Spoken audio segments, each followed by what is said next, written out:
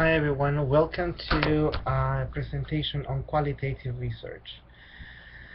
The point of doing this cycle of presentations, is going to be 12, is to help students, particular counseling and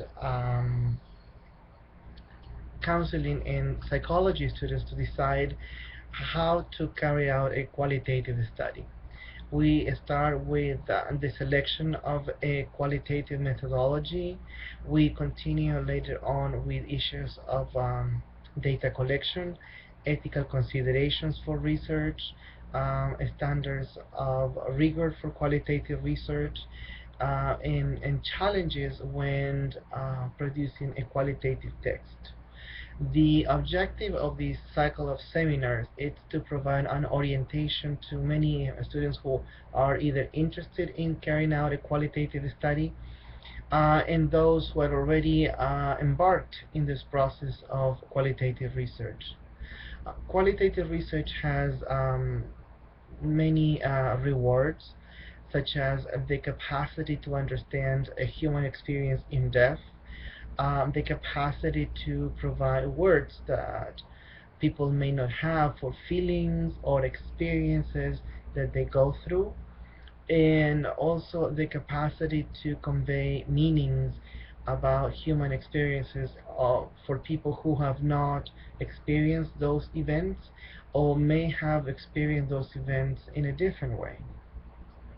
Qualitative research refers to a type of methodology that falls under a paradigm that escapes the notion of one single punchline or a solution to a problem. Qualitative research refers to a type of inquiry in which the participants will have sorry, accommodating the camera here. The participants will have an opportunity to share their experiences, share their feelings, and at the same time, the researcher has the opportunity to collect this information, process it in a way that or will be organized for the reader to understand what this experience has been. Qualitative research is usually divided, generally speaking, in five large traditions or approaches. These are, to begin with the oldest one, ethnography. Ethnography that refers usually to a form of qualitative research developed in anthropology by anthropologists. Probably the oldest form of qualitative tradition, but at the same time the one that required the most time and investment for the researcher, because the main characteristic of ethnography is to enter inside a culture, whether it is a tribe in Africa, a native group in the United States, or inside a classroom where there is a certain culture that is being developed, a certain situation that is taking place that needs to be explained for outsiders, those who don't live or spend large amount of time within that classroom or within that particular setting within the classroom, such as a class. The other form that also will be discussed is grounded theory. And the main characteristic of grounded theory is the production of a model that will explain the sequencing from the beginning to end of an experience, of a stage, or the assumption of an identity.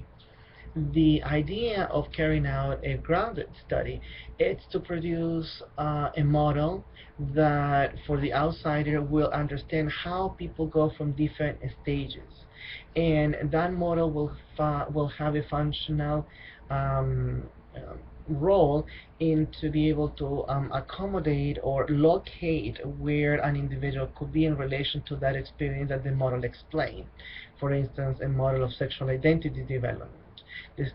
Doing a grounded study in terms of the coming out process.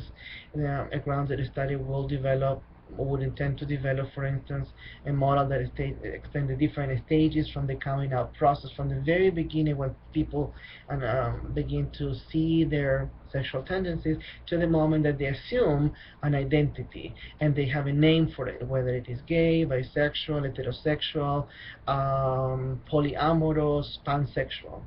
And the different stages, the model, so a counselor or a psychologist can look at this model, understand how this model functions at different stages, and see a client based on the characteristics, the comments, the opinions, see in which stage of development that person is, to accommodate the possible counseling interventions, the language that they may use based on the stage of development that they may place the individual. Another form of qualitative research is case study. Case study probably is the most widely known form of qualitative research. It has a large audience and refers to the understanding of a system.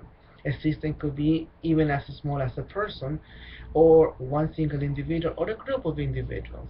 And the main characteristic of qualitative research when it's developed as a case study is to produce an understanding that refers to how that individual has these characteristics that make him part of a classification, for instance, bipolar disorder.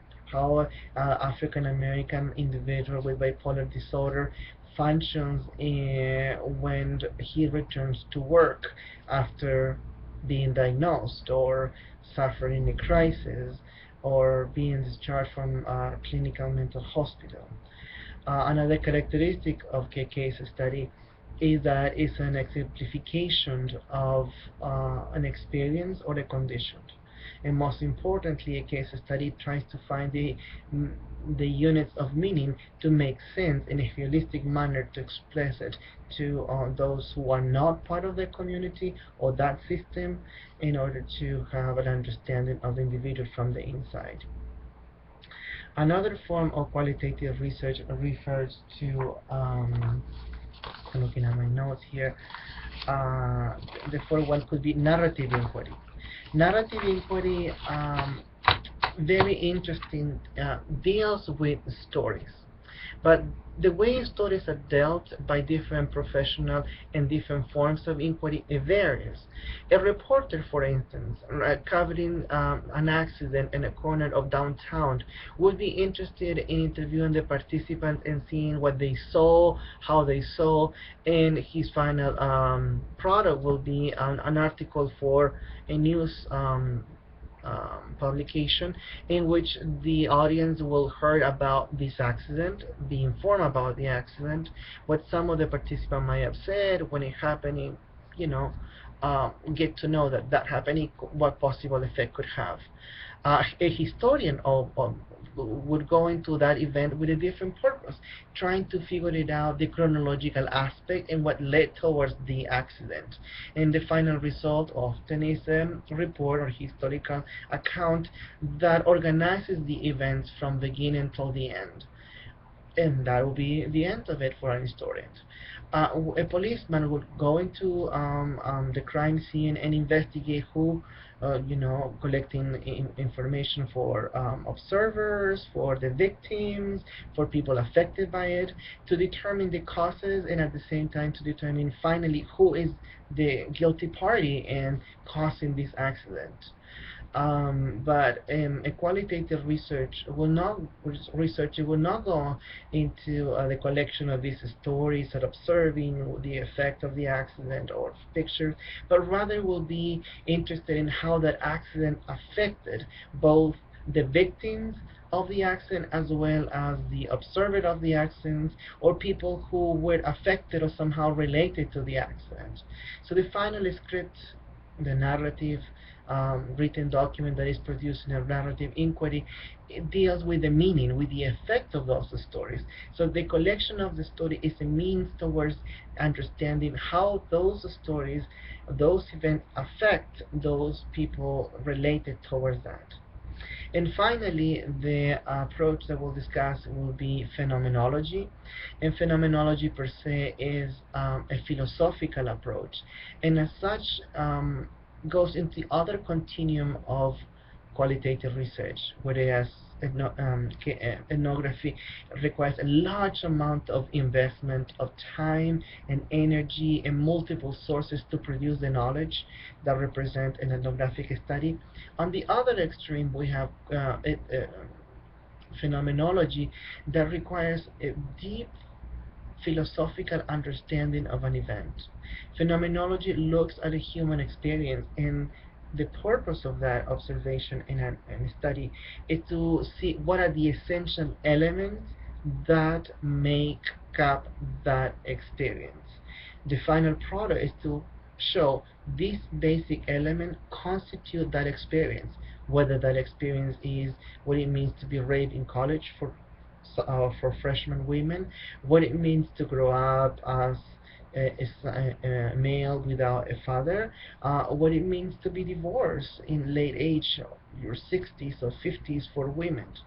So what the point would be of phenomenological study would be what is essentially the component that make the experience of being divorced for these women, what essentially make the experience of being raped for us, freshman or sophomore women. Not how the effect of the experience, but the essential component of that experience to describe that what it is to be raped in college, not how the effects of that, while the effects of that serve to identify the essential components. The other thing that we will discuss in the first presentation too are some words of caution about doing qualitative research. While qualitative research appears very appealing to counseling and psychology students because it's about talking to people, dealing with people, narrating things that most often are related towards you or have a personal interest and you have a personal commitment towards the topic. The challenge of qualitative research is changing your hat from counselor or therapist, where you're trying to essentially, whatever you hear, whatever information you collect, whatever inference you make about the situation that people or the person is telling you, is to help them, to guide them, to provide them the necessary tools for them to develop, to overcome, cope, or ideally, ultimately find a solution to their problems on their own or with your assistance. But you help it in that direction. Qualitative research, it's a little bit different, and perhaps for some novice researcher is also frustrating. Qualitative research is about finding the meaning of an experience and ultimately transforming the findings of those experiences into a text that explains others the meaning of those experiences. While there are new approaches such as participatory action research, where the researcher can do things to improve whatever objective they have in mind or as part of the process for development or improvement of those participants, where he or she may be one of them as well. Qualitative research in general, it's about the description and the interpretation of an experience, and we stop there. We hope, though, that by means of that experience that we are able to describe, explain, find the sequencing of in grounded theory, future researcher, and even individuals who are represented in the studies that we produce can find guidance, understanding, comprehension, and compassion by means of what we have described or what we have validated for them. Nevertheless, qualitative research kind of stops before that process is, in terms of the traditional approaches. The other thing that's as a word of caution that we need to share with the students is the time commitment. Research in general requires a lot of time for the participant and above all by far the researcher. However, qualitative research in itself is about time that the researcher needs to invest both in the preparation to the data collection, in the investment of time and discrimination of what information he or she has able to collect and what interpretation he decides to make, whose voices he or she chooses as a researcher to portray as representative of the studies, and which voices he decides to remain anonymous or not heard.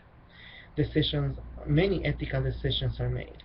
And lastly, the amount of linguistic skills that a qualitative researcher requires to pursue a successful qualitative study is much higher than in other forms of research.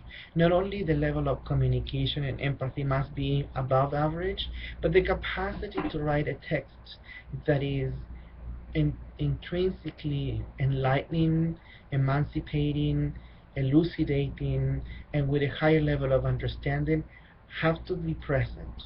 Because of that, many drafts will be produced.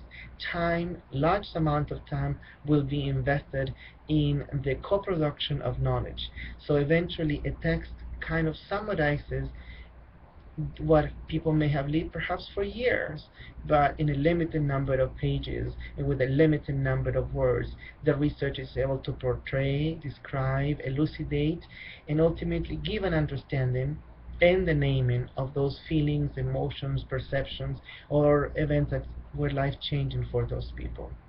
Consequently, while qualitative research is very rewarding, at the same time it's very challenging, and it required a conscientious effort from the researcher to make the right selection of methodology and at the same time to coordinate all possible efforts to be truthful to the information that the participants will be entrust the researcher with sharing, honoring, and being able to convey in a language that will create the understanding that is hope for those who become the recipients of qualitative research, which most often is by means of a written text. Enjoy the presentations and looking forward to hearing your feedback. Thank you.